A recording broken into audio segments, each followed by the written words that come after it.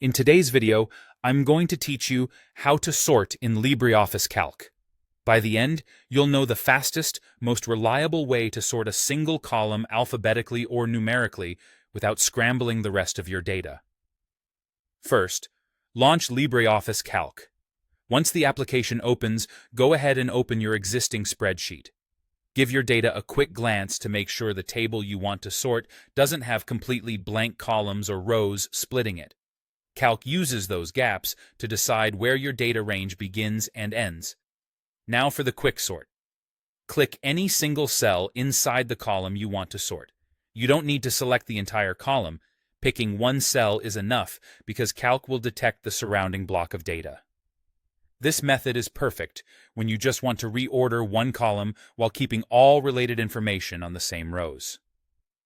Look at the standard toolbar for the sort buttons. You'll see one labeled Sort Ascending, often shown as A to Z with an arrow, and another labeled Sort Descending, shown as Z to A. Click Sort, ascending to arrange text from A to Z, or numbers from smallest to largest. Click Sort, descending to arrange text from Z to A, or numbers from largest to smallest. As soon as you click, Calc applies the sort to your data. If Calc prompts you with an option to extend the selection, choose Extend Selection. This is crucial. Extending the selection tells Calc to include all the columns that are part of your data block so that each row stays intact.